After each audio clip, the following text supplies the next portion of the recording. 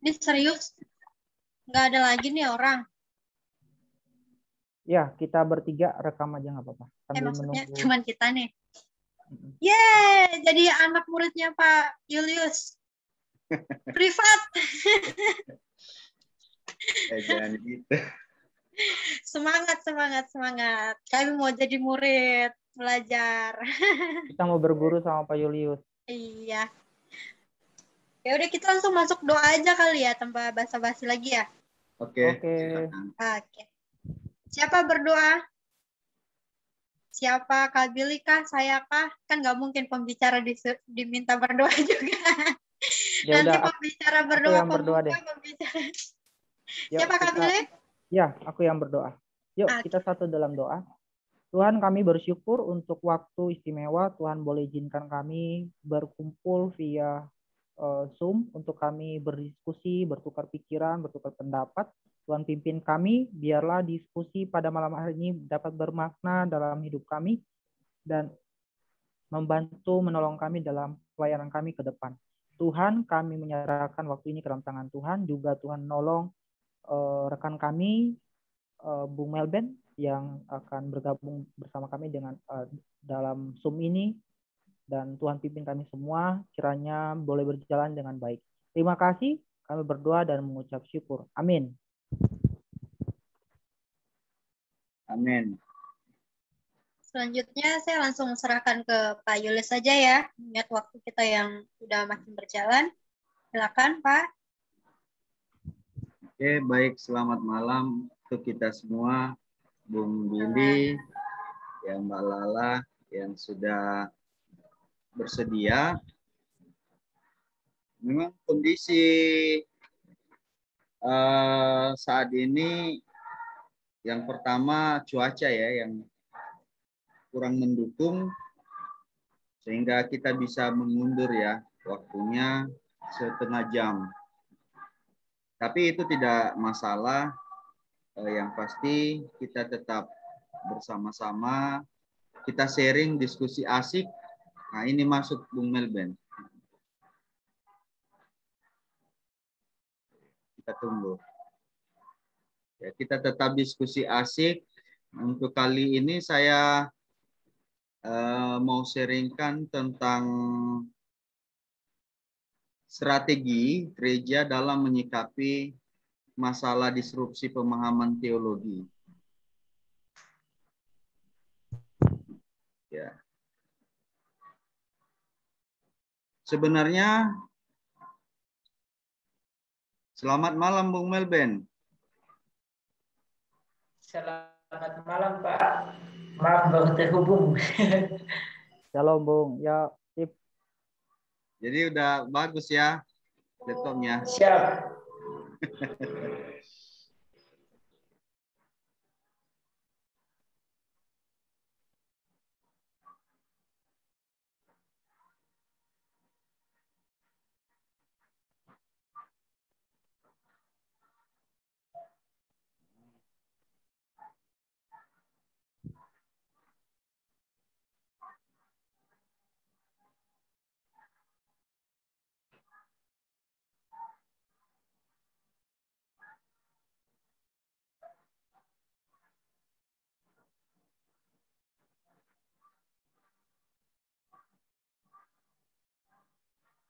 Oke, baik, saya lanjut. Jadi topik ini pernah saya bawakan tahun 2018 di seminar internasional yang diadakan oleh IAKN Tarutung waktu itu dalam mengikuti perkuliahan S3 ya. Jadi waktu itu ada kesempatan untuk menjadi pembicara, salah satu pembicara. Memang semua mahasiswa S3 di sana diwajibkan untuk berpartisipan menyampaikan materi. Jadi saya angkat tentang strategi gereja dalam menyikapi disrupsi pemahaman teologi di era postmodern.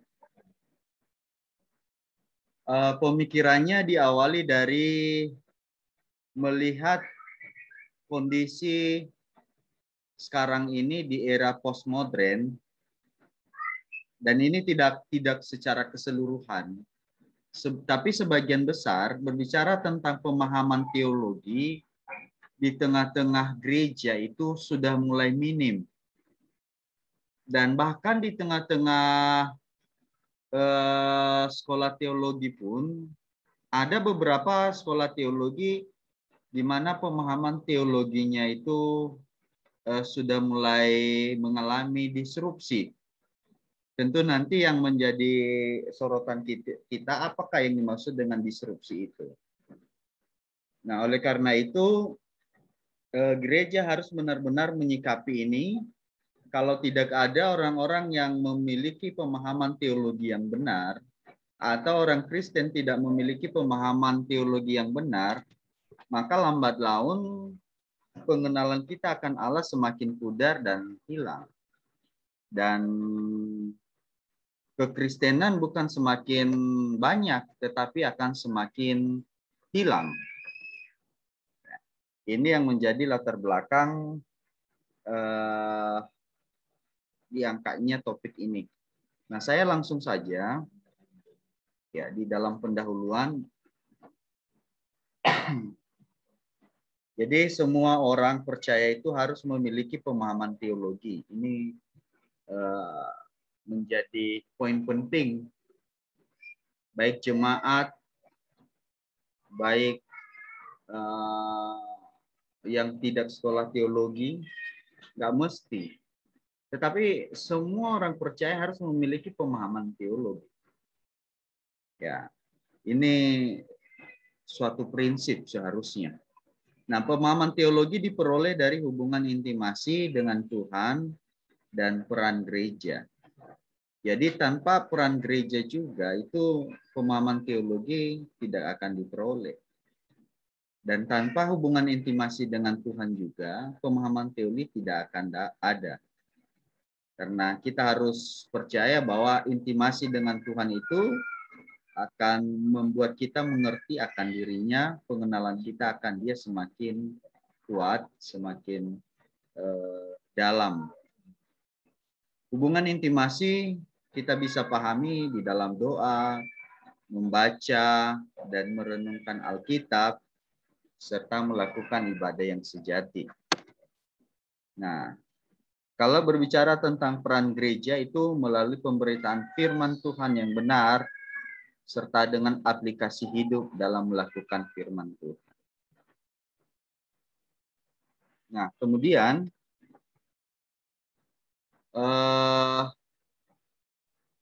kita juga harus memahami bahwa yang dimaksudkan dengan gereja itu tidak selamanya gedung, dan bukan juga organisasi, administrasi.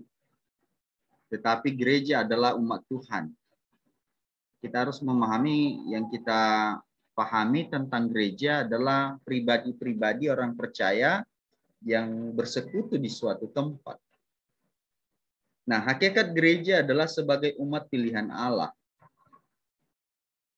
Ya, bangsa yang kudus, imamat yang rajani, saksi Kristus, serta garam dan terang dunia.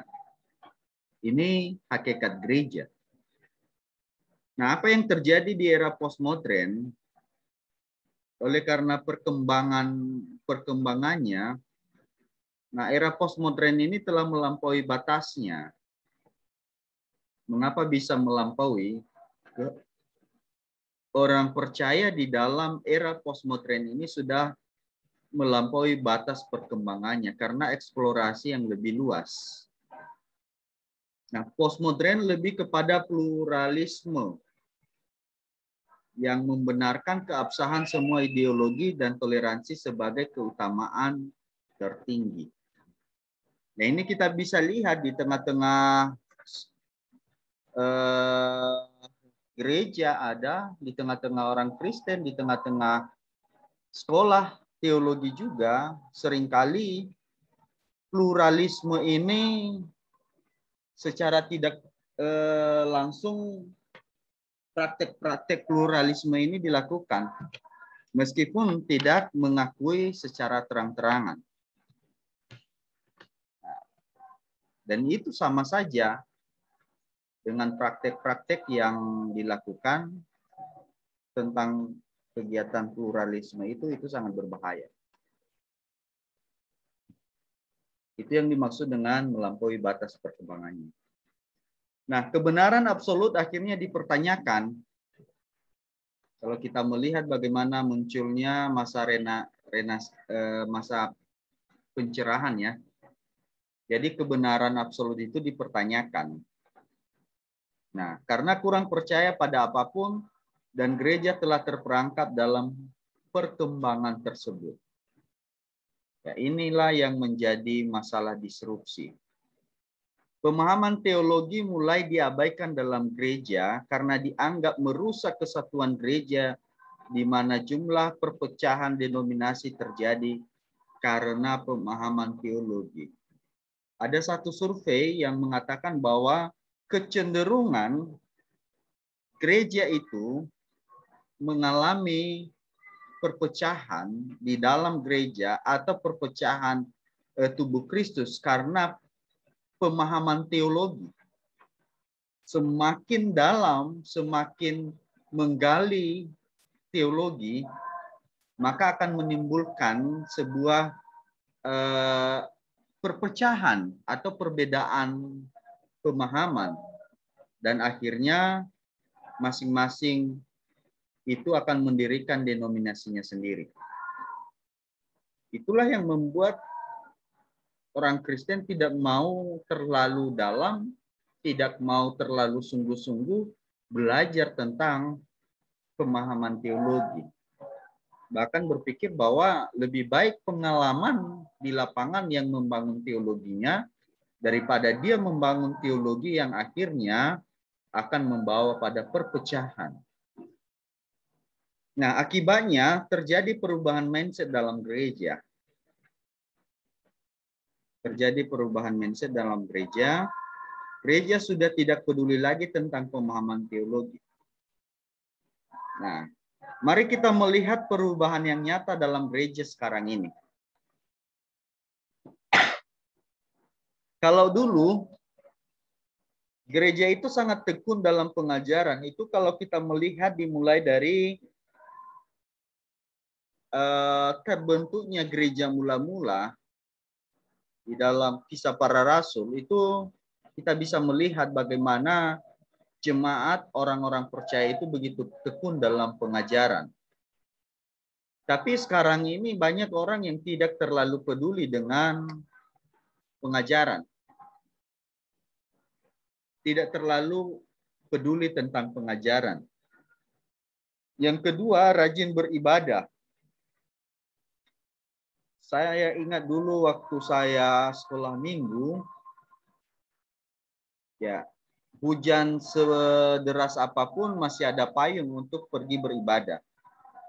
Tapi sekarang ini, dewasa ini, tergantung situasi. Itu kalau masalah hujan, kalau nggak mood, nggak akan pergi ke gereja. Ini kan sebuah disrupsi yang terjadi. Dulu orang mencari hamba Tuhan yang berkualitas untuk menyampaikan firman di dalam gereja. Nah, sekarang yang terjadi bukan mencari hamba Tuhan yang diutamakan. Yang dicari sekarang ini adalah mencari pemain musik yang hebat. Saya temukan itu di tempat pelayanan mahasiswa kami. Jadi mahasiswa kami biasanya kan weekend setiap Sabtu Minggu.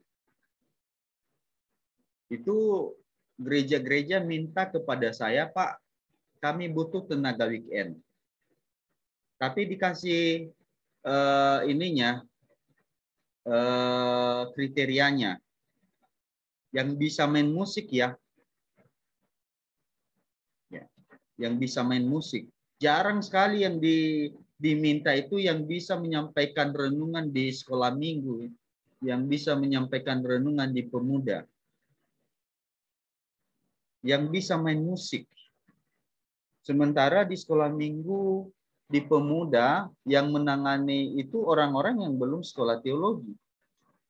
Ya, kalau kita melihat secara logika, lebih pantas orang-orang yang sudah belajar teologi yang bisa dipercayakan untuk melayani sekolah minggu atau yang bisa melayani kaum muda. Tapi sekarang tidak, yang dicari itu adalah pemain musik. Nah, kemudian kalau dulu setia membawa Alkitab, itu kalau tidak bawa Alkitab rasanya seperti tidak hidup lagi. Tapi sekarang lebih baik tinggal Alkitabnya daripada tinggal HP-nya. Kemudian dulu itu belajar teologi untuk melayani Tuhan. Sekarang sebagian besar ya orang belajar teologi itu bukan untuk melayani Tuhan, tetapi untuk mencari pekerjaan. Di sekolah kami kalau ditanya, itu bisa menjadi pegawai negeri enggak, Pak? Nah, jadi tujuan belajar teologi ini untuk apa? Kalau itu untuk bisa menjadi pegawai negeri enggak, Pak? Ini salah satu pergeseran mindset atau paradigma orang Kristen. Ya, akhirnya apa yang terjadi kalau begitu ya pelayanan itu hitung-hitungan untung rugi, maka berlakulah sistemnya yang namanya pelayanan basah dan pelayanan kering. Itu ujung-ujungnya ke situ. Kalau contohnya tujuan untuk belajar teologi itu seperti begitu. Dulu mahasiswa teologi itu takut berbuat dosa. Tapi sekarang sangat mudah sekali berbuat dosa. Ya. Kan nanti tinggal minta ampun. Karena udah tahu caranya untuk menyelesaikan. Nah, ini sesuatu pergeseran mindset. Dulu melayani, menjadi pelayan Kristus. Nah, sekarang menyamar menjadi pelayan gereja atau pelayan Kristus. Menyamar. Ini hal-hal ini terjadi sekarang ini.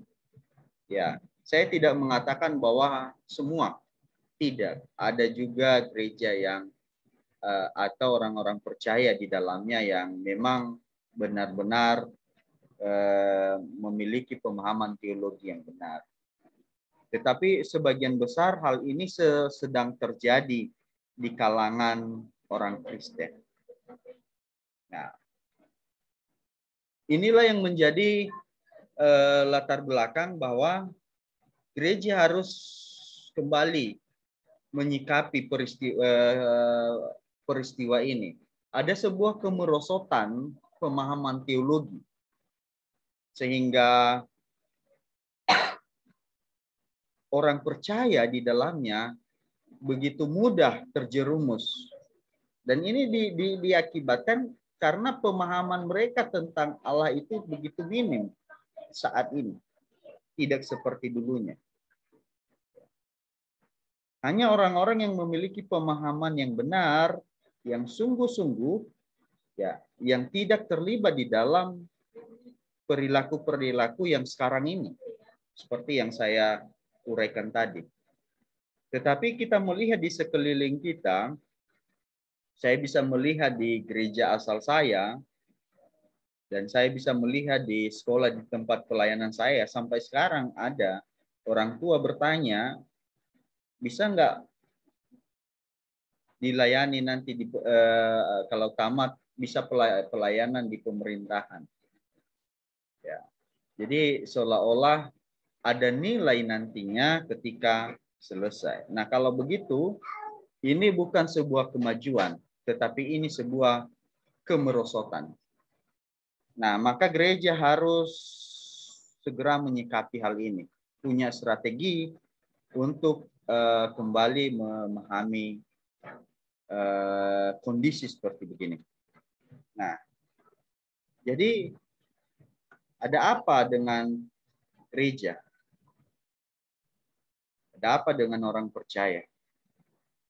Ada apa dengan mahasiswa teologi? kok lebih mudah melakukan dosa daripada orang-orang sekuler. Banyak di tengah-tengah. Seharusnya orang teologi itu yang menjadi contoh, ya, tipologi orang yang benar selain daripada Kristus. Kenapa? Karena tiap-tiap hari makanannya itu adalah firman Tuhan. Tapi kok orang sekuler lebih rohani daripada orang teologi?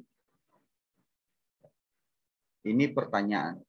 Bukankah semuanya telah mengenal Tuhan? Bukankah telah memperoleh pemahaman teologi? Ternyata pemahaman teologi dalam gereja telah mengalami disrupsi. Ini tadi yang saya katakan, disrupsi.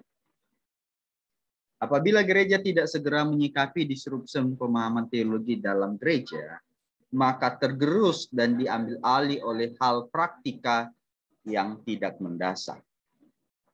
Nah, ini akibat kalau seandainya tidak segera disikapi kondisi ini oleh gereja. Nah, mari kita masuk ke dalam konsep. Yang pertama kita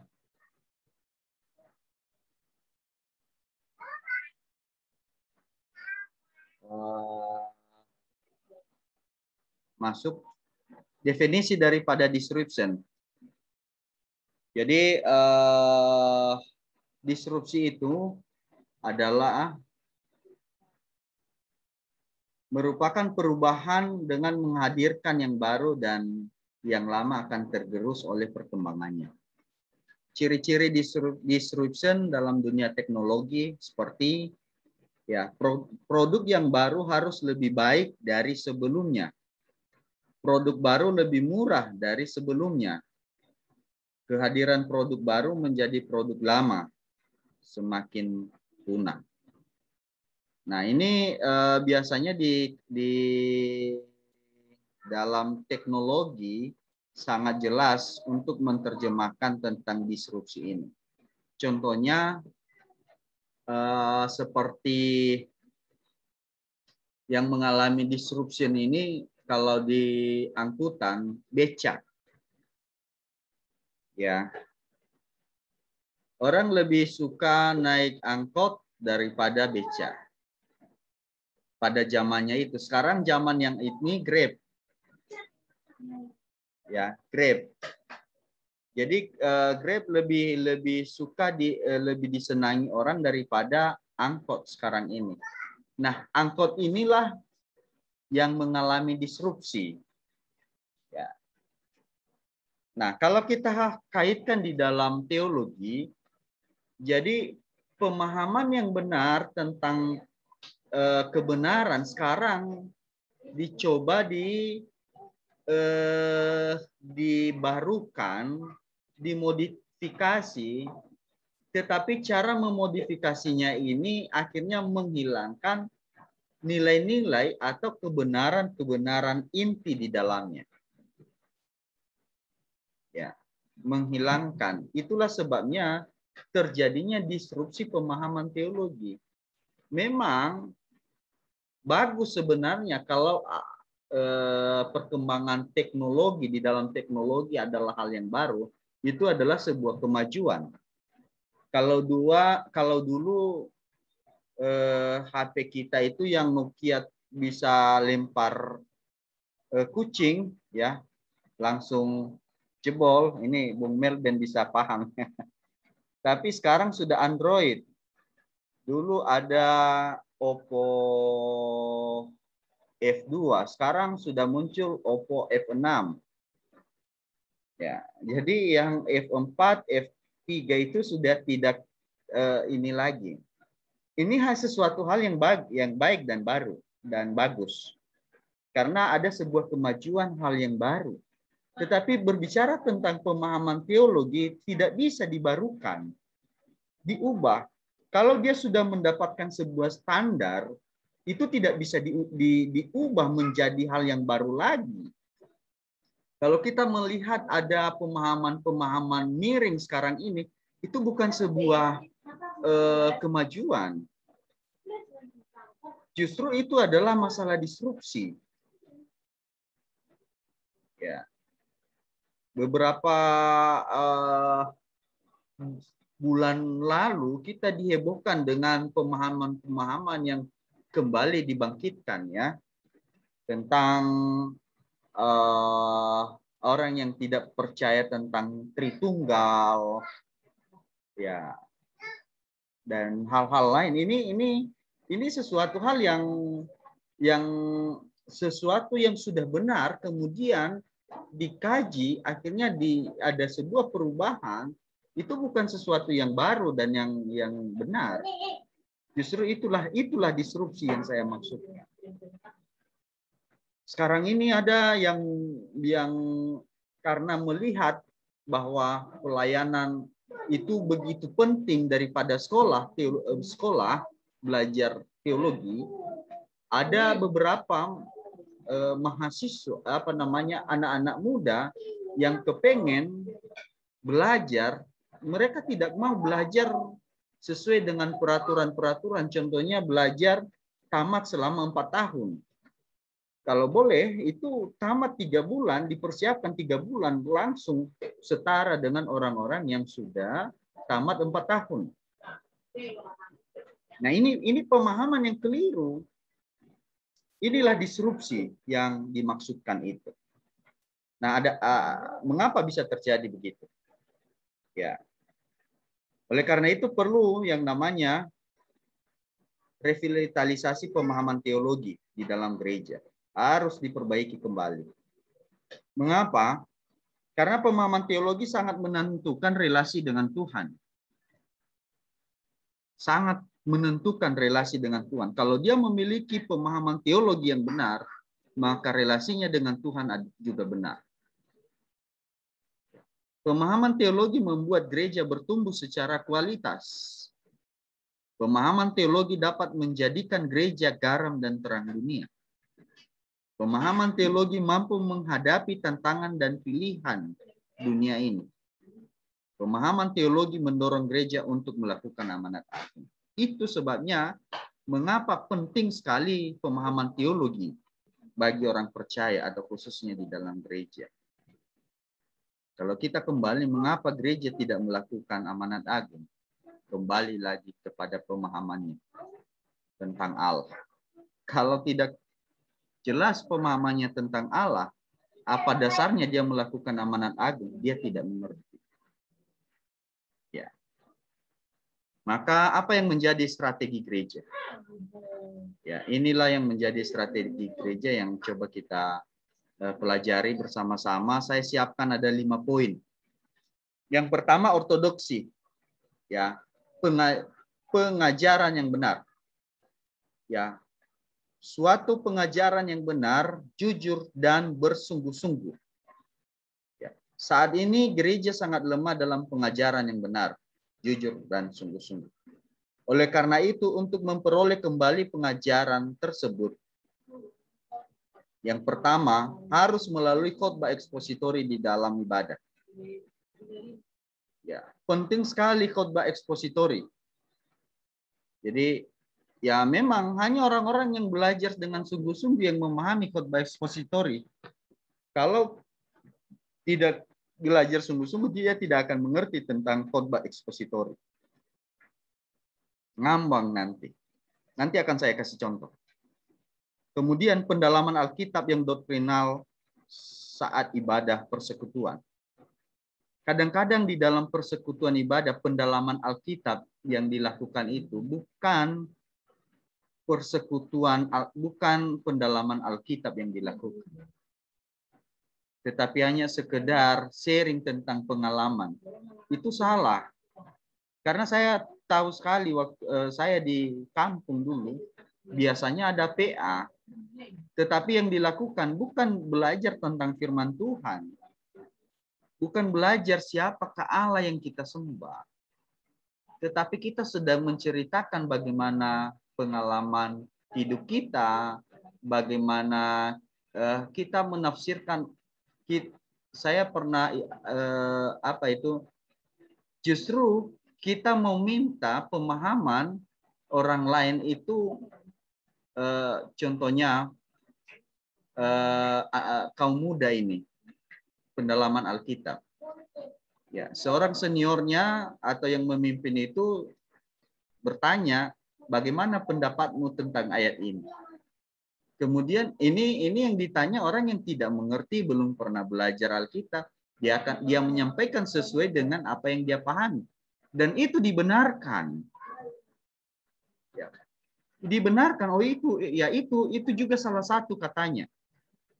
Nats yang sama disampaikan, ditanya ke yang lain juga, itu juga salah satu. Yang benarnya yang mana? Maka di dalam ibadah persekutuan itu harus sifatnya doktrinal. Itu kesempatan yang baik. Kenapa? Karena ada istilahnya bertukar pikiran, tidak monoton, tidak satu arah. Kesempatan bagi orang itu untuk belajar dari kita. Dan kita menyampaikan ketika salah, kita tahu bahwa itu salah, tidak sesuai dengan yang benar. Di situ kesempatan bagi kita meluruskan. Kalau di mimbar kita tidak tahu mereka paham atau tidak. Nah ini yang saya maksud dengan ortodoksi. Gereja harus ortodoksi. Pengajarannya jelas, benar, jujur, dan sungguh-sungguh. Kemudian gereja harus dihimbau untuk melakukan saat teduh pribadi dengan metode baca BGA, ya, baca gali Alkitab. Saya atau kami di kampus sangat menggunakan BGA, ya, baca gali Alkitab. Dari santapan harian, di situ ada modelnya. Itu sangat sederhana penjelasannya. Apa yang kamu baca, siapakah tokohnya, apa pesan Allah yang kamu pahami, itu teguran, perintah. Ya coba. Baru nanti kira-kira apa responmu dari pesan Allah itu. Itu sudah masuk aplikasi. Itu cara yang sederhana untuk memiliki pemahaman yang benar tentang firman Tuhan. Nah, coba kita lihat di dalam ini. Salah satu contoh khotbah yang keliru. Ya, seringkali di dalam gereja terjadi seperti begini. Gak tahu kalau teman-teman pernah baca buku Fallacial Exegesis yang ditulis oleh siapa ya? Cardon, ya, Cardon. Penerbitnya Momentum. Nah, di situ dijelaskan tentang kesalahan-kesalahan di dalam baik penerjemahan maupun di dalam berkhotbah juga. Ya, seringkali khotbah diarahkan begini, dikasih sebuah tema. Dalam bahasa Inggrisnya sangat jelas. Why are fire engines red? Mengapa mobil pemadam kebakaran itu berwarna merah? Nah, ini temanya. Kemudian dia mulai menjelaskan bahwa they have 4 wheels and 8 men. Mobil-mobil itu beroda 4 dan berawak 8. Memang di pemadam kebakaran itu dia kan mobilnya itu kan beroda 4 dan anggotanya maksimal itu 8 orang. Nah, di sini ada 4 wheels and 8 men. Kemudian dia lanjutkan lagi bahwa 4 plus 8 is 12. Jadi 4 ditambah 8 jadi 12. Kan sudah nggak nyambung lagi ya, mobil itu beroda 4, kemudian 4 tambah 8, 12. Tapi dia menggunakan kata 4 wheels tadi. Jadi beroda 4 itu, jadi 4 tambah 4 sama dengan 12. 12 inci adalah ukuran sebuah penggaris. 12 inch make a rule.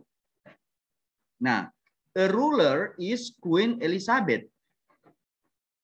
Karena kan tadi a rule itu kan penggaris, tapi kata lain daripada rules itu adalah pemimpin.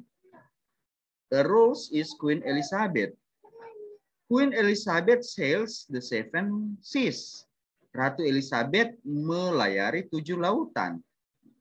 Nah, 7 lautan di sini. Kemudian 7 lautan memiliki ikan. The seven seas have fish.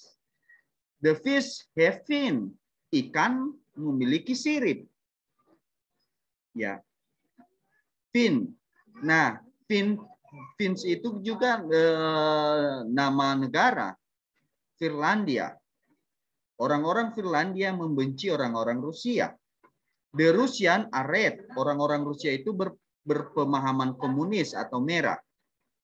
Nah, fire engine are always rushing. Mobil-mobil kebakaran selalu terburu-buru. Maka mobil-mobil itu berwarna merah. So they're red. Temanya tadi, mengapa mobil pemadam kebakaran berwarna merah. Penjelasannya entah kemana-mana sampai menjawab itulah sebabnya mengapa berwarna merah.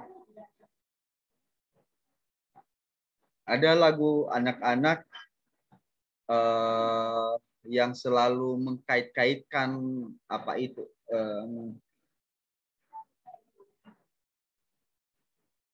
Saya lupa lagu anak-anak itu. Seperti begini. Makan apa? Makan apa? Makan apa, saudara? Makan nasi, makan nasi, makan nasi, saudara. Nasi apa? Nasi apa? Jadi semuanya itu keterkaitan itu.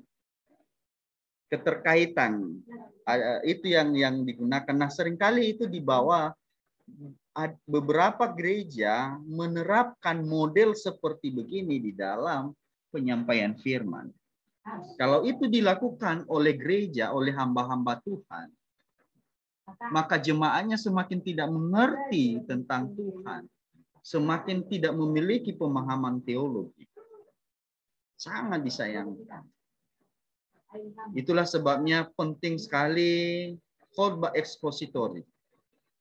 Kemudian penting sekali penyampaian pengajaran doktrinal di dalam persekutuan. Karena itu kesempatan yang tepat. Dan juga belajar secara mandiri oleh jemaat dihimbau supaya mereka bisa belajar melalui BGA. Nah, ini yang pertama. Yang kedua adalah ortopraksi. Saya suka buku ini, ada satu buku yang ditulis oleh Iswara Rintis, ya, enggak kelihatannya. Judulnya Teologi untuk Semua Orang. Saya suka pemikirannya. Ada satu statement yang dia bilang begini. Bukan pengalaman yang menentukan kebenaran, tetapi kebenaranlah yang menentukan pengalaman. Teologilah yang menentukan praktek dan bukan sebaliknya. Jadi menariknya di sini, yang bisa menentukan ortopraksi kehidupan jemaat itu baik, ya, memiliki pengalaman, memiliki kehidupan yang benar, itu ditentukan oleh pemahaman yang benar. Bukan sebaliknya. Kalau dikatakan teologilah yang menentukan praktek dan bukan sebaliknya. Praktek yang dimaksudnya itu adalah praktek hidup. Bukan sebaliknya. Nah, ini sangat menarik menurut saya. Sangat bagus sekali. Ya, suatu tindakan nyata, praktek hidup seseorang berdasarkan sesuatu pengajaran yang benar. Gereja harus membuat suatu tindakan yang nyata sebagai wujud dari pengenalan akan kebenaran melalui marturia, koinonia, dan diakonia. Jadi ortopraksi ini, disinilah kita marturia, memberitakan firman, koinonia, sama diakonia. Ini yang akan kita lakukan. Kenapa bisa dilakukan oleh gereja ini? Mampu melakukan ini, dapat melakukan ini, berani melakukan ini. ini sebuah bukti atau tindakan nyata di dalam kehidupannya. Praktek hidupnya. Tetapi ingat, praktek hidup ini didasari daripada pengajaran yang sudah dia pahami. Orang memberi perpuluhan atau memberi persembahan besar kecilnya itu karena kesadaran pemahamannya. Ya. Coba kalau contohnya jemaat, semua jemaat berpikir bahwa nanti persembahan itu untuk gembala. Coba. Kalau jemaat memahami persembahan itu untuk jemaat, apakah jemaat dapat memberikan persembahannya besar atau kecil? Pasti kecil karena mereka melihat orangnya. Apalagi kalau orang yang benci kepada gembalanya, yang tidak terlalu suka dengan gembala itu. Sedikitnya dia kasih persembahan. Nah, kalau dia tidak memiliki pemahaman yang benar, itu akan berdampak pada ekspresi praktek hidupnya. Contoh sederhananya adalah memberi persembahan. Nah, inilah yang dimaksud dengan ortopraksi. Jikalau ortodoksi tadi sudah jelas, pasti akan diikuti oleh ortopraksi. Namun orang Kristen atau gereja, ya, salah satu strategi gereja untuk menyikapi pemahaman teologi ini adalah melalui ortopraksi. Dengan marturia ini membuktikan bahwa dia memiliki pemahaman teologi. Dikembalikan, ya, pemahaman teologinya itu. Ini ortopraksi. Yang ketiga adalah transformasi. Transformasi merupakan sebuah proses perubahan secara berangsur-angsur dengan memberikan respon terhadap pengaruh baik eksternal maupun internal yang akan mengarahkan pada perubahan bentuk yang sudah dikenal sebelumnya. Nah, transformasi ini yang dimaksudkan adalah di mana gereja harus menerapkan budaya sema, yaitu mengajarkan kepada anak-anak mereka segala apa yang diperintahkan Tuhan kepada mereka. Jadi gereja itu harus kembali. Anak-anak ini adalah generasi penerus. Maka gereja, cara untuk mengembalikan pemahaman yang benar adalah ketika gereja menerapkan budaya sema di dalam rumahnya, mengajar kepada anak-anaknya kebaikan Tuhan, apa yang telah diperintahkan Tuhan kepada mereka. Gereja juga harus menjadi konselor yang baik. Ya. Ada banyak yang memiliki masalah di dalam gereja, maka hamba Tuhan harus menjadi seorang konselor yang baik. Harus mampu menyelesaikan atau membawa setiap orang yang bermasalah kepada Tuhan untuk menyelesaikan masalahnya. Sekarang ini minim sekali hamba Tuhan yang menjadi konselor yang baik di dalam gereja.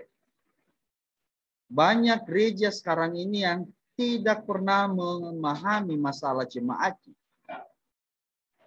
Dan bahkan ketika jemaatnya bermasalah dan diseringkan kepada pendeta, banyak pendeta yang hanya setelah mendengarkan permasalahan itu, ujung-ujungnya mengajak berdoa dan menyerahkan kepada Tuhan. Belum pernah dikaji apa masalahnya, dibuka apa penyebab daripada masalah, dikonseling dengan baik. Konseling bagi seorang gembala itu masih minim. Seharusnya gembala itu juga seorang konselor yang baik, yang mampu menjawab setiap masalah dan membawanya untuk menghadap Tuhan supaya dia kembali menyelesaikan masalahnya itu bersama dengan Tuhan. Tidak hanya sekedar berdoa. Berdoa itu adalah hal yang terakhir ketika semua masalah itu sudah dituntas. Nah, ini yang kurang di dalam gereja. Maka perlu transformasi ini. Gereja harus kembali mentransformasi ini. Ya, budaya sema yang sudah pernah ada, konselor yang pernah ada, itu dikembalikan, ditransformasi ulang ke dalam gereja. Jemaat bisa melakukan di dalam rumahnya masing-masing. Nah, yang keempat adalah partisipasi. Ini juga yang menjadi sebuah kelemahan dan kemerosotan menurut saya di dalam gereja.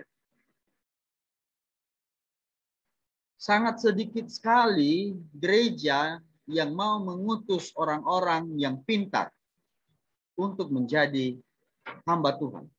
Sedikit sekali. Ya, mungkin kita yang ikut di dalam ini orang-orang yang terpilih lah.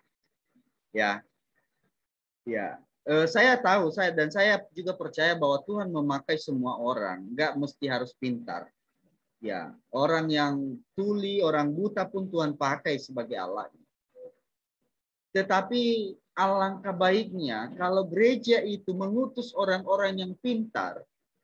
Kadang-kadang atau justru gereja mengutus orang-orang pintar itu ke sekolah sekuler daripada menjadi hamba Tuhan. Jemaat atau orang tua sedikit sekali kalau boleh menjadi seorang hamba Tuhan itu adalah alternatif sekali. Sekolah teologi itu adalah alternatif terakhir. Kalau tidak diterima di institut terkenal, itu terakhir. Coba kita bayangkan kalau orang-orang pintar yang memiliki IQ yang tinggi, yang masuk sekolah teologi. Itu tidak susah dosen-dosen mengajar. Tidak susah. Sekarang ini hanya sedikit sekali sekolah teologi yang apa namanya bentuk seleksinya itu ketat. Hampir semua sekolah teologi tidak bisa atau tidak mampu melakukan seleksi yang ketat. Kalau dia melakukan seleksi yang ketat, maka dia akan mendapatkan jumlah mahasiswa yang sedikit bahkan tidak ada. Kenapa? Karena orang-orang yang masuk ke sekolah teologi bukan orang-orang yang pintar secara akademik. Ya. Apalagi kalau latar belakangnya semua sudah hancur-hancuran, sekolah teologi menjadi bengkel. Itu paradigma yang sekarang selama ini terpola. Ya, saya nggak tahu gimana di gereja teman-teman semua. Tetapi di gereja saya tidak pernah diutus orang yang pintar. Justru orang yang pintar diarahkan ke sekolah-sekolah terkenal. Untuk apa? Kalau bukan tujuannya untuk melayani Tuhan. Marilah kita melihat orang-orang pintar sekarang ini di Indonesia. Ujung-ujungnya apa?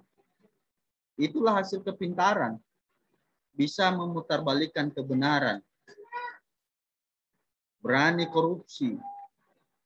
Itu akibatnya. Kenapa? Ya, karena tidak memiliki pemahaman teologi, tidak mengenal Tuhan. Jadi untuk menyikapi kondisi sekarang ini, maka gereja harus berpartisipasi. Mengirim calon mahasiswa teologi yang baik dan pintar. Karena mereka adalah orang-orang yang akan mengajar jemaat kelak dengan pemahaman teologi yang benar. Yang kedua, gereja harus hadir untuk menumbuhkan pemikiran teologis bagi masyarakat yang mendasar. Seperti pemikiran tentang gambar dan citra Allah. Jadi kita sudah mulai lihat, sudah mulai ada gereja atau persekutuan yang mulai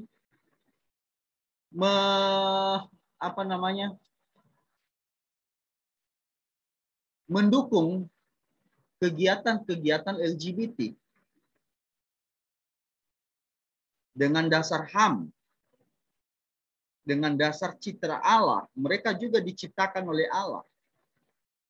Tetapi kita belum memahami sebenarnya apa itu gambar Allah, apa itu citra Allah. Orang berdosa juga diciptakan oleh Tuhan. Jadi kita harus berpartisipasi ini, menumbuhkan pemikiran bagi masyarakat tentang citra Allah. Kalau kita sudah memahami citra Allah, maka manusia itu atau kita itu adalah citra Allah, gambar Allah. Maka apa yang harus dilakukan oleh manusia sebagai citra Allah? Ini poin penting. Nah, ini yang keempat dan yang terakhir, kelima adalah revolusi mental. Tahun 2018 waktu itu heboh-hebohnya Presiden Jokowi untuk menyampaikan tentang revolusi mental. Saya pikir itu baik, itu bagus dan benar. Revolusi mental, pemikiran. Ya, mental merupakan suatu kondisi atau kepribadian yang merupakan kebulatan dinamik yang dimiliki seseorang yang bercermin dalam sikap dan perbuatan. Maka gereja harus menjadi teladan bagi jemaat dan masyarakat. Ya, harus menjadi teladan. Kita lebih daripada itu. Apa yang lebih? Kalau orang Kristen atau istilahnya gereja menjadi teladan, ini lebih daripada apa yang dipahami oleh sekuler. Kalau Alkitab mengatakan, kalau pipi kananmu ditampar, beri pipi kirimu. Itu kalau mampu gereja menerapkan itu sesuatu revolusi mental.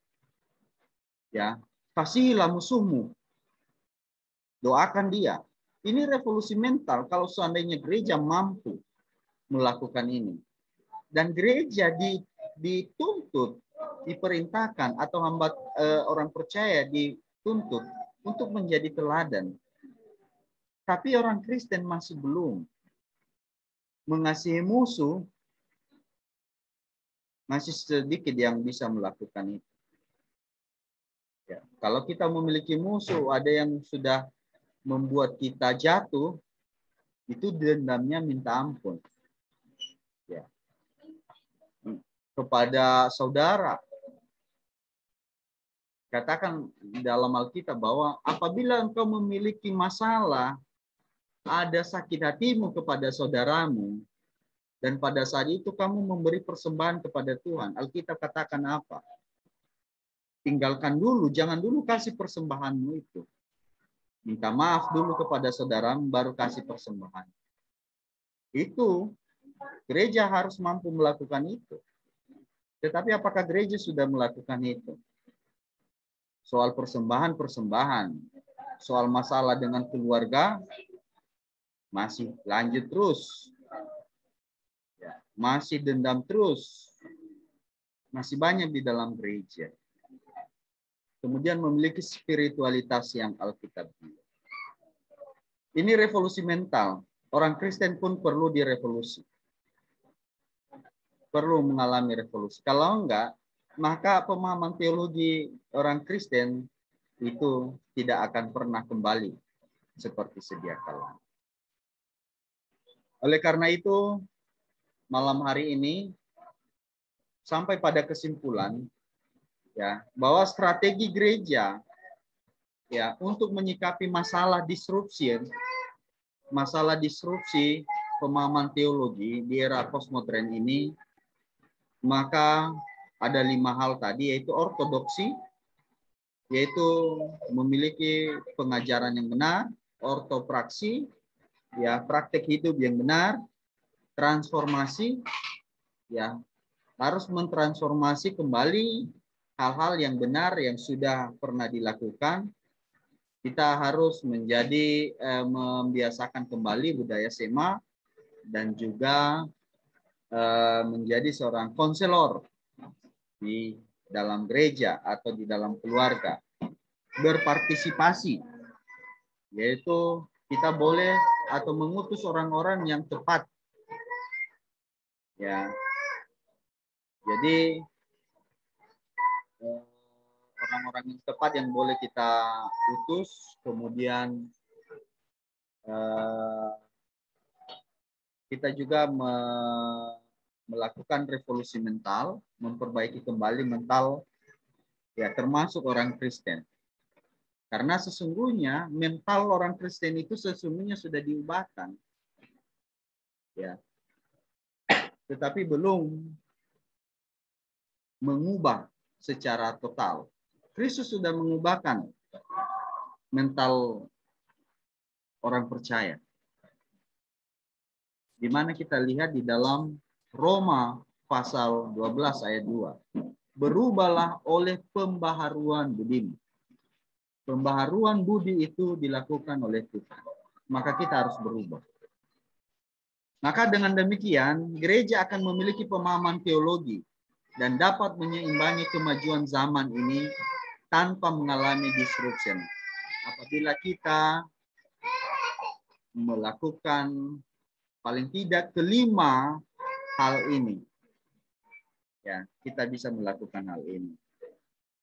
Jadi, mari teman-teman semua, kita yang pelayanan baik di gereja, di sekolah, mari kita kembali ya melihat pemahaman teologi di sekitar kita, apakah sudah benar atau tidak. Kalau sudah menyimpang, maka ayo bersama-sama kita sikapi kembali. Ya, kalau tidak, maka orang Kristen akan tergerus oleh pengalaman-pengalaman atau pemahaman-pemahaman praktika, bukan pemahaman teologi yang benar. Terima kasih untuk perhatian teman-teman yang ikut malam hari ini. Inilah materi yang bisa saya sampaikan. Kurang lebih apa yang kurang, mari kita bisa sharingkan melalui tanggapan dan pertanyaan yang akan dilakukan. Saya kembalikan kepada moderator. Terima kasih. Baik, terima kasih Pak Julius. Luar biasa sekali pemaparannya. Ya, secara detail, baik sekali. Jadi kita juga mengerti ya, apa itu benar-benar memberi kesan yang positif. Kita bisa belajar juga menyikapi hal-hal yang pemerosatan gitu ya, atau disrupsi teologi di kehidupan kita saat ini. Baik, sebelum saya melemparkan pertanyaan kepada rekan-rekan sekalian, lebih dahulu saya akan memberikan kesempatan kepada penanggap kita, ada Pak Billy dan Pak Melbourne. Silakan, sweet dulu, siapa yang duluan? Silakan di sweet. Oke, mungkin dari aku dulu ya. Ya, silakan.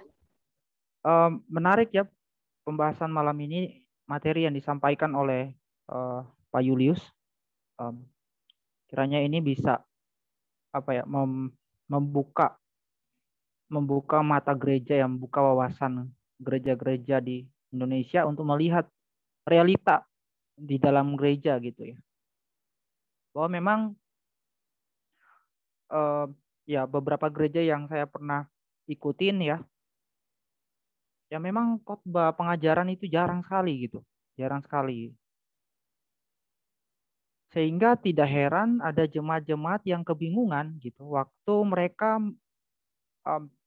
bertemu dengan realita ya di lapangan gitu, isu-isu yang mereka jumpai, dan kemudian harus memaksa mereka mengambil keputusan, mengambil pilihan gitu. Tetapi mereka ada di dalam posisi dilema gitu.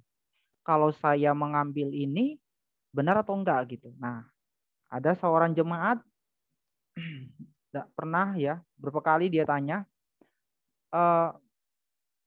Bill, menurutmu bisa enggak orang Kristen pergi hanya sekedar mengunjungi rumah ibadah rumah ibadah non-Kristen gitu.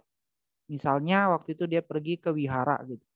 Boleh nggak saya datang ke dalam? Hanya sekedar melihat-lihat, mungkin foto dan sebagainya, gitu. Kemudian dia bilang, sejujurnya saya bingung gitu. Karena ada juga orang-orang Kristen yang berpandangan bahwa saya sudah berdosa waktu saya masuk ke melewati pintu mereka saja saya sudah dianggap berdosa gitu. Dan saya sendiri juga hati nurani saya rasanya itu kayaknya bersalah gitu. Nah, itu terjadi karena sekali lagi berdasarkan Pancasila dan Undang-Undang Dasar 1945. pengajaran yang ditekan yang dilakukan pengajaran yang di dalam gereja itu kan sebenarnya tidak tidak dilakukan dengan intens gitu. Ya itu beberapa kasus yang saya jumpai di dalam jemaat ya. Memang sangat disayangkan sih sebenarnya. Maka waktu saya menonton YouTube itu ada juga pendeta-pendeta ya, hamba Tuhan saling tegur gitu di YouTube gitu. Ya sebaiknya gereja kembalilah kepada melakukan pengajaran. Diadakanlah pengajaran gitu. Kasihan jemaatnya gitu. Hanya khotbahnya ya itu saja gitu. Motivasi dan sebagainya. Ya emang sih kita butuh motivasi juga, tapi tidak selalu motivasi kan. Ya adalah PA dan sebagainya, tapi ya setidaknya itu akan menolong jemaat menghadapi realita di lapangan gitu. Nah itu yang disayangkan sekali gitu. Ya memang ya sekali lagi ya ini kiranya diskusi yang bisa membuka wawasan gereja-gereja kita di Indonesia ya. Secara khusus kepada hamba Tuhan atau gembala sidang. Sehingga mereka boleh kembali memprioritaskan pengajaran ya. Karena pengajaran itu sangat penting sekali gitu. Nah itu tanggapan saya yang pertama.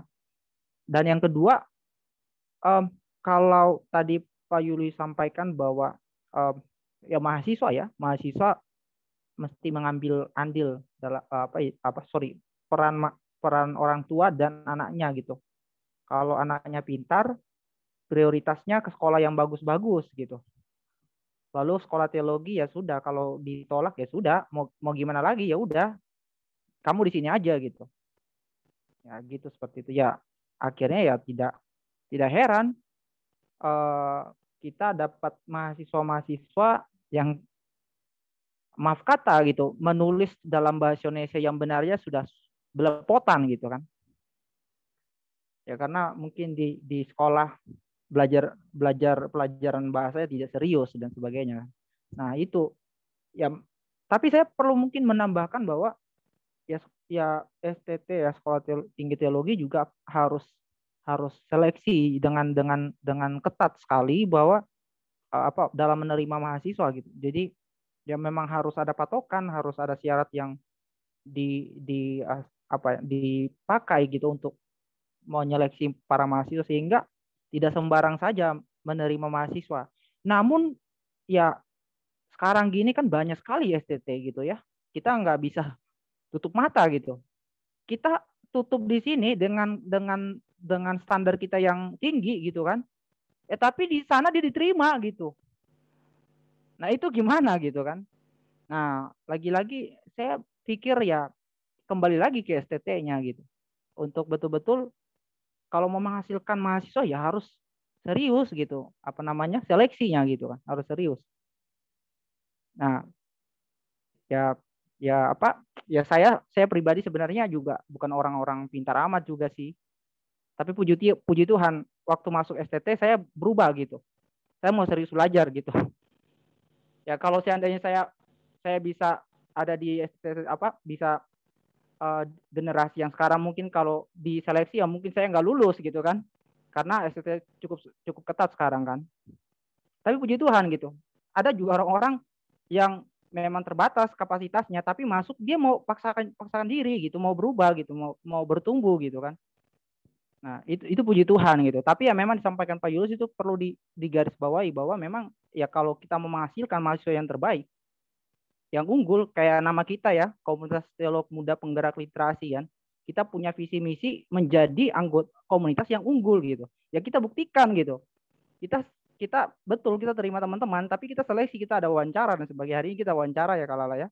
Kita wawancara dan ya puji Tuhan ketemu dengan rekan baru kita dan memang dia punya passion. Dia juga bukan sembarangan, dia juga sudah pernah menulis gitu. Menulis blog, kemudian menulis e-book gitu dari cerita beliau. Nah itu sih Pak. Jadi saya mungkin tambahkan peran orang tua, betul. Orang tua mengirim mahasiswa anak-anaknya yang terbaik. Kemudian STT juga mengambil memberikan seleksi menyeleksi dengan baik gitu. Lalu yang terakhir ya kalau misal gembala sidang ya betul sih Pak, gembala sidang harusnya juga mempunyai kapasitas untuk menjadi seorang konselor yang baik gitu. Tapi realita yang terjadi kebanyakan pendeta-pendeta juga bukan seorang konselor sejati gitu ya. Gitu. Kalau mau jadi konselor sejati ya mestinya dia mengambil jurusan yang betul-betul konselor kayak di STBI ya. Punya jurusan konseling. Kita saya juga sempat punya jurusan konseling. Terakhir itu Novita Indriani Rorong, anggota teman kita. Dia terakhir kami tutup selesai, jadi udah nggak buka lagi. Maksud saya kalau nggak ya STRI gitu kan, punya bidang konseling gitu. Nggak semua pendeta punya kapasitas sebagai seorang konselor gitu. Maksud saya ya berarti kita adalah di dalam gereja bentuk satu tim konselor gitu kan, supaya mereka menangani gitu. Supaya nggak semua pendeta menanganin gitu, karena repot, pekerjaan udah banyak gitu, kemudian hasilin harus tuntun jemaah dan sebagainya gitu. Ya perlulah kita punya tim itu khusus gitu, sehingga tidak membebani pendeta. Ya pendeta juga dia konseling orang, tapi dia punya masalah gitu kan, repot Pak gitu. Dia konseling orang, dia memberikan solusi, dia sendiri nggak bisa memberikan solusi bagi diri dia sendiri gitu. Artinya dia juga butuh orang lain gitu. Ya, saya kurang setuju kalau maksudnya pendeta itu harus jadi seorang konselor bagi saya ya. Karena harus orang betul-betul profesional sih, menurut saya sih. Jadi memang harus punya tim khusus gitu.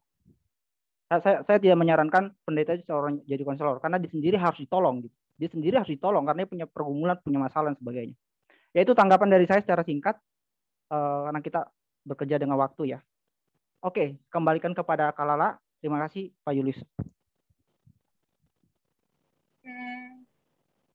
Terima kasih. Tadi tanggapannya ya Kak Billy ya, nggak ada pertanyaan atau apa ya? Ya bagaimana? Kemudian mungkin ada Bung Alban. Adakah? Baik, terima kasih untuk kesempatan yang diberikan kepada saya. Terima kasih Pak Julius yang sudah menyampaikan materi. Dan saya melihat tadi ada pengkategorian yang dahulu dan yang sekarang terjadi di skripsi. Nah, itu benar-benar terjadi pada saat ini. Namun standar kebenaran itu boleh kita katakan hampir dikatakan bahwa tidak ada lagi standar kebenaran selain Yesus sebagai Tuhan. Mengapa demikian? Banyak lulusan-lulusan teologi yang S3 kemudian menciptakan teori-teori melalui penafsiran-penafsirannya, kemudian mengajarkan, dan bahkan sekarang saja denominasi gereja-gereja pun makin bertambah. Nah, di sini siapa pengajaran yang benar kalau kita mau berpatokan pada pengajaran? Pada zaman dulu orang tidak berbicara tentang teologi, orang tidak berbicara tentang pemahamannya bahwa Allah itu seperti apa, atau si teolog A berbicara tentang ini, si teolog B berbicara tentang ini, tidak.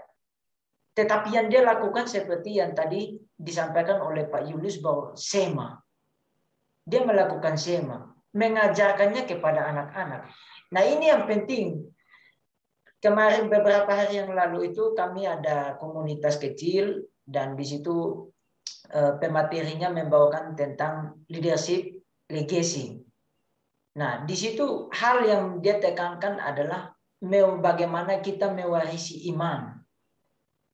Mewarisi ini kan kita tidak hanya berbicara tentang harta, uang, atau jabatan dalam gereja. Tidak.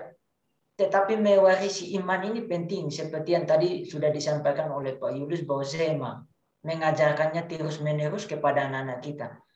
Nah, saya tidak tahu apakah teman-teman pernah menemukan kasus yang sama seperti yang saya temukan atau tidak, tetapi di Pulau Jawa, teman-teman bisa menemukan di dalam satu rumah itu terdapat 5 bahkan 6 agama. Ayahnya beragama lain, ibunya agama lain, anak-anaknya pun beragama lain-lain. Dan celakanya jika seorang ayah yang Kristen tetapi anak dan istrinya beragama lain. Nah ini seperti tadi yang disampaikan bahwa adanya perubahan mental. Itu penting. Itu sangat penting. Transformasi seperti itu sangat penting. Kita mau membentuk orang, tetapi dari mental di dalam keluarga saja belum terbentuk, bagaimana kita membentuk orang. Baik itu di dalam organisasi gereja, maupun di dalam sekolah teologi. Akhirnya kebenaran itu mulai terkikis oleh perkembangan. Nah, praktek-praktek pluralisme itu sering dicampur baurkan dalam organisasi-organisasi kekristenan. Kita tidak bisa heran lagi, apalagi dalam konteks sekarang ini semuanya beragam. Menerima agama lain dan agama lain menerima kita.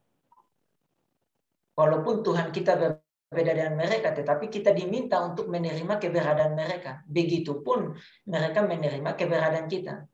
Tetapi konsistensi adanya kebenaran itu harusnya dimulai dari kita-kita.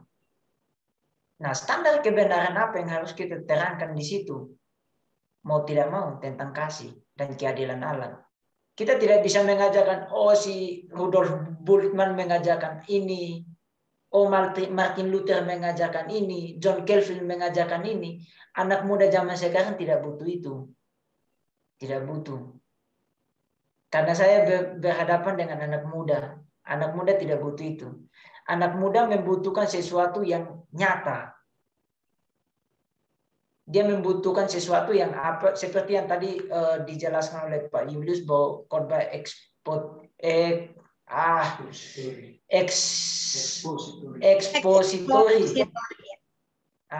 Khotbah ekspositori.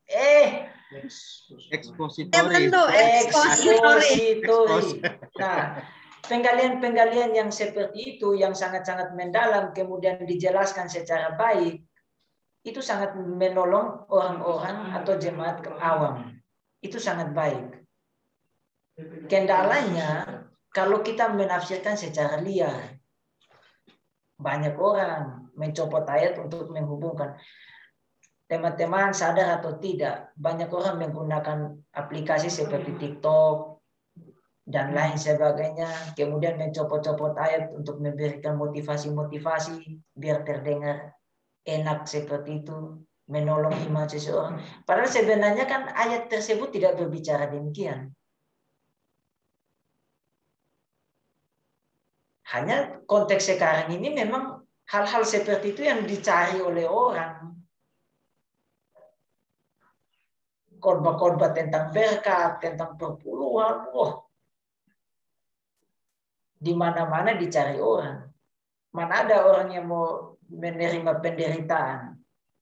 Orang mau yang berkat-berkat saja. Nah, hal-hal yang seperti itu perlu diubah mental dari generasi-generasi. Itu dimulai dari orang tua, dari kita-kita yang sudah tahu tentang kebenaran. Oke lah, kita berikan, kita turunkanlah ajaran-ajaran itu, perdengarkan ajaran-ajaran itu kepada mereka. Dan jangan lupa kita harus sertai dengan tindakan, karena tindakan lebih berdampak ketimbang kita menceramah orang. Apalagi anak-anak muda sekarang ini serba modern.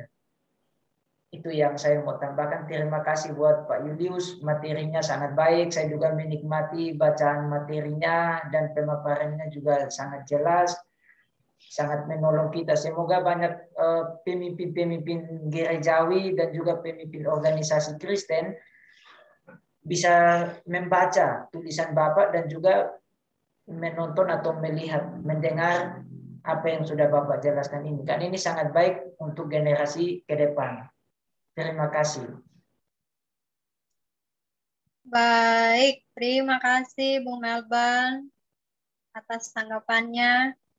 Sama-sama, Kak. Biasa. Luar biasa sekali ya, kita merasa sangat diberkati dengan materi ini. Kita banyak belajar.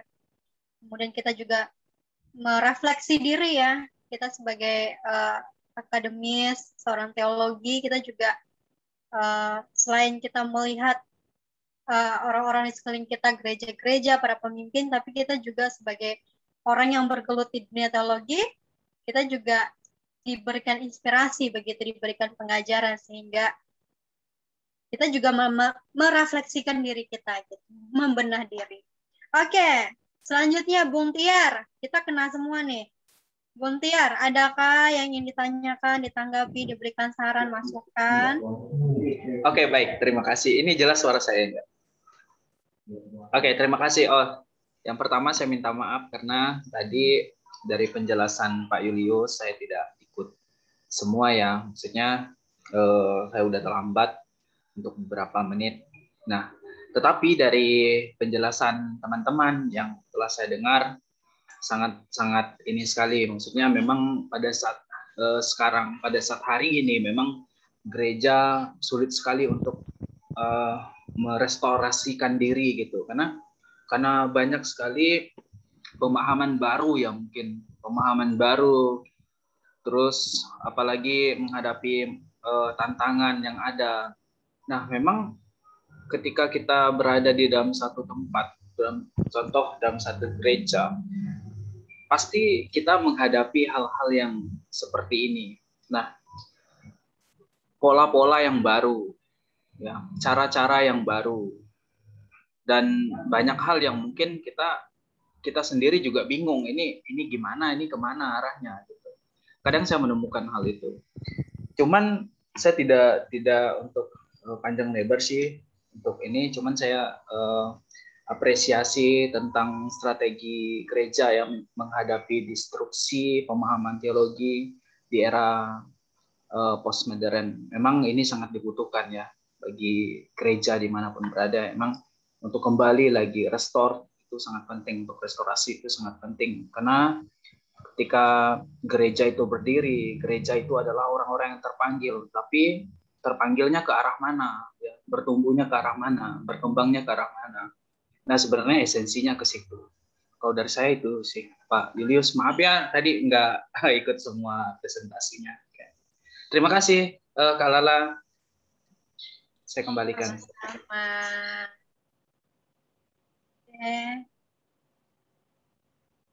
Oke. Mungkin ada dari Pak Julius lagi untuk disampaikan atau bagaimana?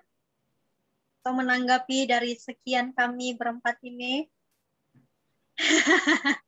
Ya, baik. Terima kasih untuk tanggapan dan masukan dari teman-teman.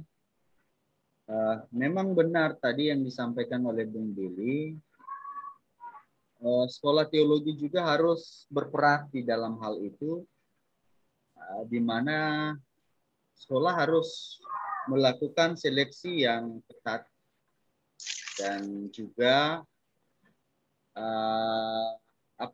dengan seleksi yang ketat itu semua sekolah teologi melakukan seleksi yang ketat dan sama sebagai bentuk daripada kerjasama untuk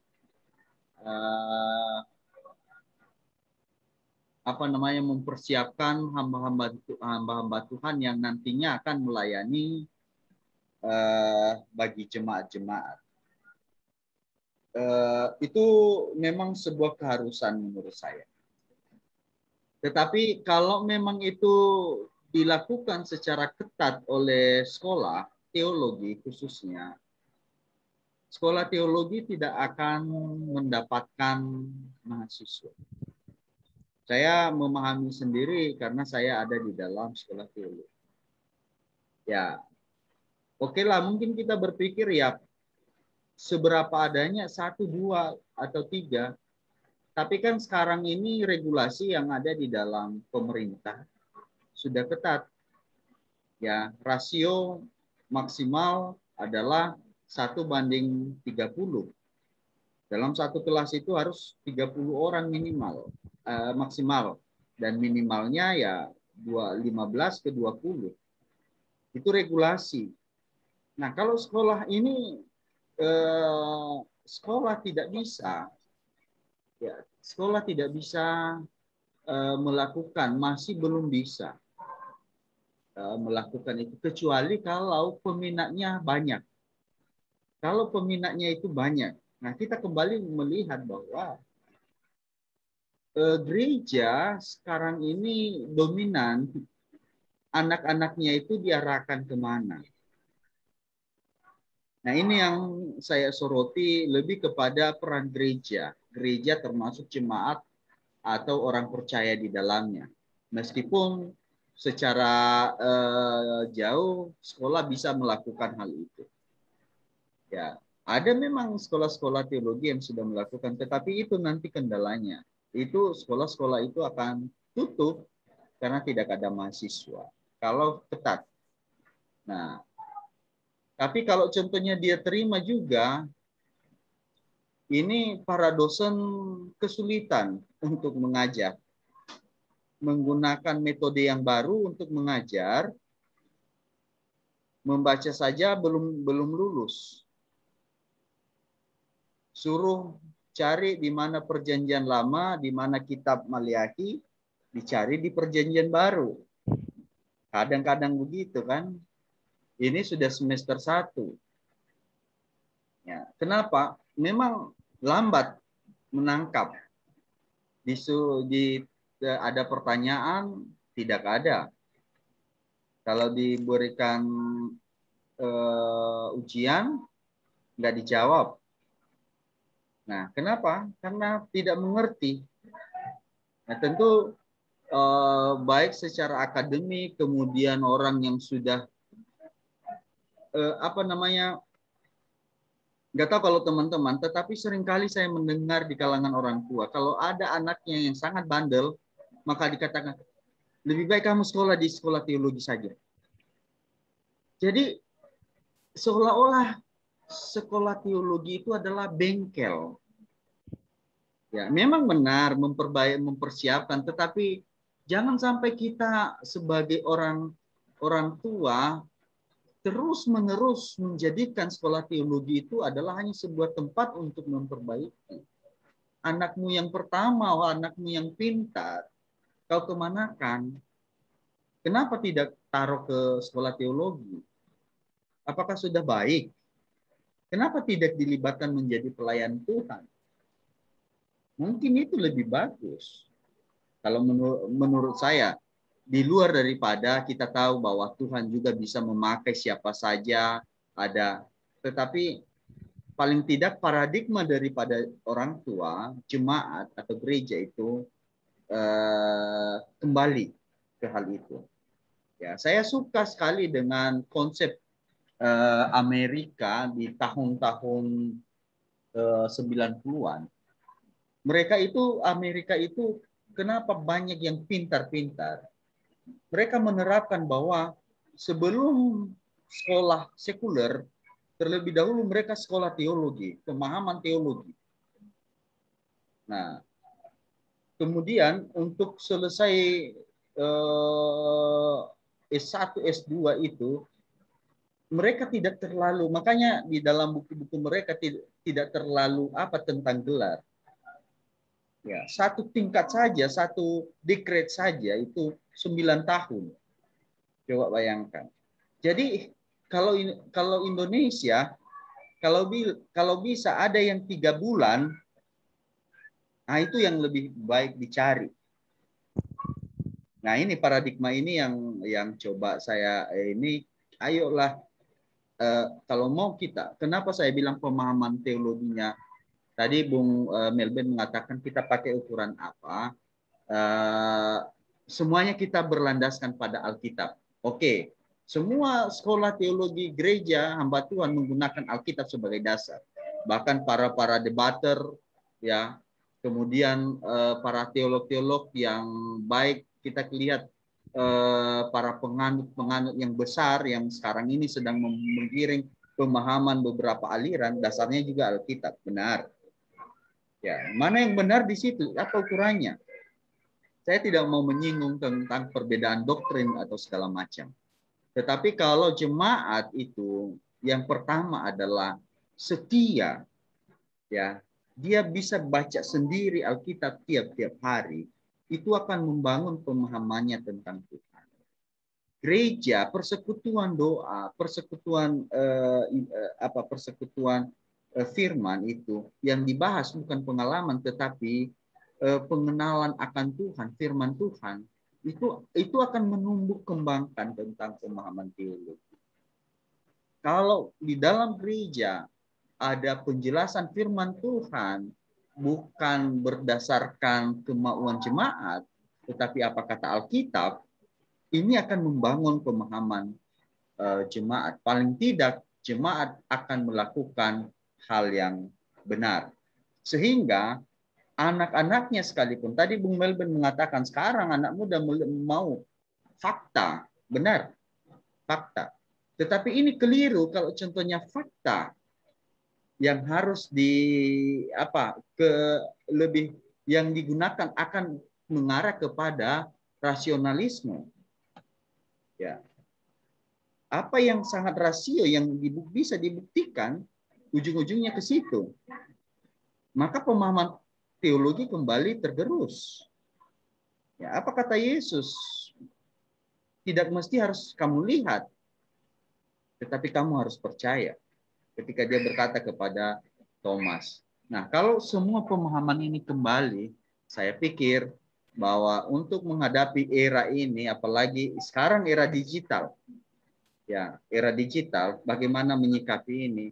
Anak-anak muda di generasi Z sekarang ini, ya, ini sudah mengarah ke situ. Ada banyak orang mengatakan bahwa pemahaman teologi yang baru, karena perkembangan zaman, maka ada pemahaman yang baru. Hati-hati. Pemahaman yang baru berdasarkan karena belum ditemukan kebenaran itukah, atau mengubah kebenaran yang benar menjadi hal yang baru. Itu adalah disrupsi. Tidak masalah kalau contohnya kita ada hal yang baru tentang pemahaman teologi, kalau memang itu adalah benar. Ya. Tetapi kalau itu adalah kesalahan, sudah ada yang benar, tetapi mau dibuat baru lagi dengan hal yang lain, dengan ini yang lebih benar lagi. Nah, contohnya ini hal yang sederhana. Secara doktrinal mengatakan bahwa satu-satunya penyelamat itu adalah Kristus, hanya karya Kristus. Tetapi dalam perkembangan pemahaman teologi, akhirnya menemukan bahwa ternyata bukan hanya percaya Kristus saja. Kalau kamu tidak mengandalkan perbuatan baikmu, maka percuma kamu percaya Kristus. Nah, mungkin ini sesuatu hal yang baru dengan teori-teori yang sangat padat dan rasional. Nah, akan terjadi disrupsi pemahaman teologi tentang keyakinan bahwa kasih karunia itu adalah satu-satunya dari Allah saja. Tidak ada sedikit pun andil manusia. Efesus 2 ayat 8.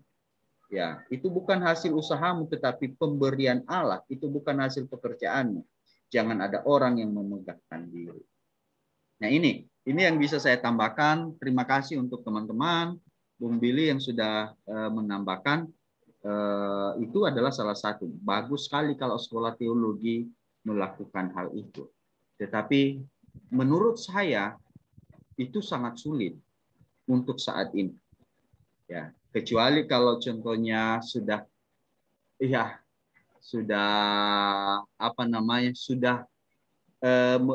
jemaat memiliki paradigma berubah, mentalnya sudah berubah seperti tadi. Ya, pertama dulu dianjurkan, contohnya begini.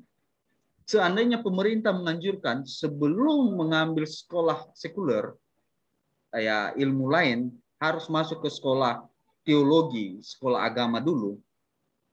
Ya mau tidak mau semua akan masuk kepada sekolah agama. Artinya agama apa saja, termasuk orang Kristen akan masuk ke sekolah teologi. Maka tepat kita melakukan seleksi yang yang sangat ini. Ya, itu baru bisa menurut saya itu. Tetapi itu bukan sebuah kesulitan. Tidak ada yang mustahil bagi Tuhan. Ya, Tuhan pasti pakai cara sekalipun. Thank you ya untuk teman-teman. Ya. Oke. Terima kasih Pak Julius. Semua perhatikan muka Kak Billy. Sabar, Bung. Dia udah mau pergi menjemput sang pujaan hati atau siapapun itu.